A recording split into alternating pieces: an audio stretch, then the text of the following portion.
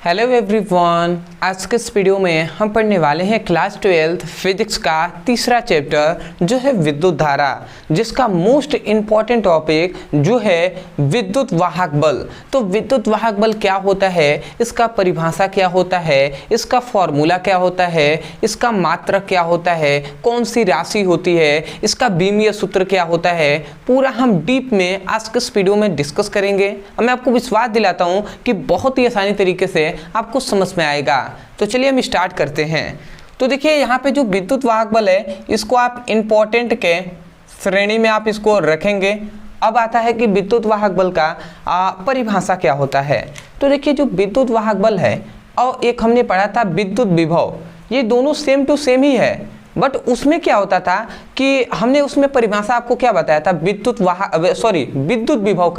विद्युत विभव का यही हमने परिभाषा बताया था कि एकांक आवेश को अनंत से विद्युत क्षेत्र के किसी बिंदु तक लाने में किया गया कार्य विद्युत विभव कहलाता है। मतलब उसमें हमने क्या बताया था, ध्यान से आप समझेंगे।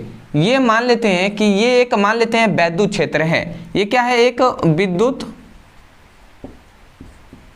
क्षेत्र है। ये हमने मान लिया था कि एक वैद्युत क्षेत्र है। अब वैद्युत क्षेत्र ये खुला परिपथ में है, ठीक है, यहाँ पे कोई परिपथ नहीं है, ये खुला परिपथ है। तो यहाँ पे ये मान लेते हैं ये एक वैद्युत क्षेत्र है। तो किसी वैद्युत क्षेत्र, ये एक वैद्युत क्षेत्र है और यहाँ पर एकांक धनावेश उपस्थित है। मान लेते हैं Q = 1। यहाँ पर एक एकांक धनावेश है, इसे हम कहते हैं एकांक धन आवेश। एकांक धनावेश उपस्थित है और ये कहाँ पर है, अनंत पर है। ठीक है, ये कंडीशन होता है कि अनंत पर है। तो हमने विद्युत विभव का यही हमने परिभाषा कहा था कि एकांक धनावेश को अनंत से वैद्युत क्षेत्र के किसी बिंदु तक लाने में किया गया जो कार्य होता है वही विद्युत विभव कहलाता है। विद्युत विभव कहलाता है। आशा करते हैं आपको विद्युत विभव का भी यहाँ से परिभाषा समझ में आ गया। अब आप सोच रहे होंगे कि सर आप विद्युत वाहक बल पढ़ाना है, ये क्या समझा रहे हैं। तो देखिए वो आपको तभी समझ में आएगा जब आप ये समझ लेंगे। नहीं तो आप भी कहेंगे कि सर ये यदि आप पढ़े होंगे अदर किताबों से तो आप कहेंगे सर ये गलत परिभाषा है। बट ऐसा नहीं है। देखिए सबसे पहला तो विद्युत विभव का परिभाषा समझ गया ना कि एकांक धनावेश को अनंत से वैद्युत क्षेत्र के किसी बिंदु तक लाने में किया गया कार्य विद्युत विभव कहलाता है। परंतु जब इसके शर्त आप देखेंगे तो ये जो होता है, जो वैद्युत विभव, ये खुला परिपथ के लिए होता है, खुला परिपथ के लिए, ठीक है। और जो ये विद्युत वाहक बल है, जस्ट विद्युत वाहक बल में यही घटनाएं होती हैं। परंतु जो विद्युत वाहक बल में होता है ये बंद परिपथ के लिए होता है, बंद परिपथ के लिए होता है।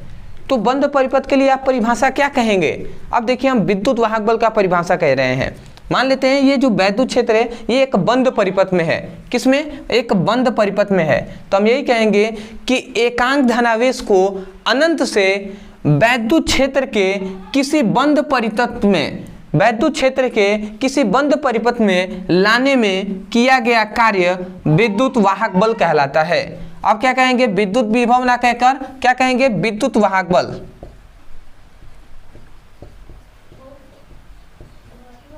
विद्युत वाहक बल कहलाता है। आशा करते हैं आपको समझ में आ गया होगा। विद्युत वाहक बल का परिभाषा क्या समझा, हमने यही कहा कि एकांक धनावेश को अनंत से वैद्युत क्षेत्र के किसी बंद परिपथ में लाने में किया गया कार्य विद्युत वाहक बल कहलाता है। तो आशा करते हैं कि परिभाषा आपको अच्छे से समझ में आ गया होगा, ठीक है। अदरवाइज मैं यही कहूँगा कि देखिए सबसे पहले मैं परिभाषा लिख दे रहा हूँ, उसके बाद हम डीप में डिस्कस करेंगे। इसको मैं मिटा दे रहा हूं। आप यही लिखेंगे कि एकांक धन आवेश को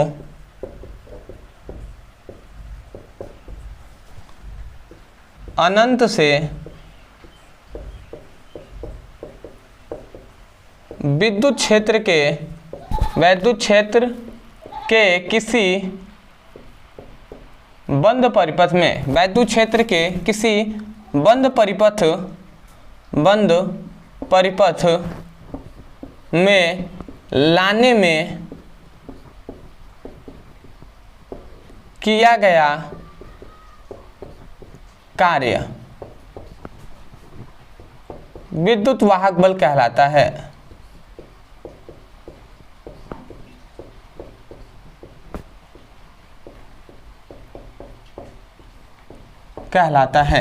तो आशा करते हैं आपको समझ में आ गया होगा और यहीं से आपको समझ में आया होगा। ठीक है, और ये याद रखेंगे ये क्या होता है, बंद परिपथ के लिए होता है। ठीक है, अब देखिए हमने ऐसा क्यों कहा कि आप कह सकते हैं गलत, क्योंकि ये टॉपिक हमने आज से 6 महीने पहले हमने ये टॉपिक पढ़ाया था। तो उसमें हमने देखा था 2-3 स्टूडेंट ऐसे थे जिन्होंने कहा था कि सर ये परिभाषा गलत है। तो वो समझ रहे थे कि सर विद्युत वाहक बल का जो परिभाषा होता है वही इसमें भी बता रहे हैं। देखिए विद्युत वाहक बल में जो हमने परिभाषा, जो विद्युत विभव में परिभाषा बताया था वो एक खुला परिपथ के लिए बताया था, और जो विद्युत वाहक बल है ये एक बंद परिपथ के लिए होता है। अब आते हैं इसके फॉर्मूले पर। तो चलिए हम यहाँ से ये फॉर्मूला लिखते हैं। तो इसका फॉर्मूला पर, तो इसका सूत्र होता है विद्युत वाहक बल को ई से हम दर्शाते हैं, E=W/Q होता है। ठीक है, अब यहाँ पे इसको सबसे पहले आपको याद रखना है कि इसका फॉर्मूला E=W/Q। ई विद्युत वाहक बल, ये क्या है, कार्य है, और Q क्या है, आवेश है। एक बात आपको पहला परिभाषा समझ में आ गया, दूसरा फॉर्मूला, तीसरा आता है इसका मात्रक कि सर इसका मात्रक क्या होगा। तो इसका मात्रक, कार्य का मात्रक होता है जूल, आवेश का मात्रक कूलाम, तो जूल प्रति कूलाम इसका मात्रक हो जाएगा। ठीक है जी, जूल प्रति कूलाम। अब आता है इसमें तीसरा आपका आता है कि सर ये कौन सी राशि है। ठीक है, तो ये याद रखेंगे एक अदिश राशि होता है।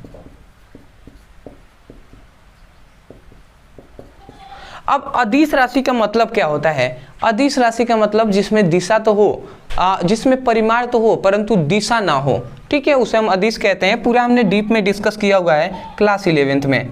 अब आता है इसका बीमीय सूत्र क्या है। बीमीय सूत्र मतलब बीमाई कहते हैं। तो इसका बीमीय सूत्र आप याद रखेंगे Ml2T-3A-1, ये इसका बीमीय सूत्र है।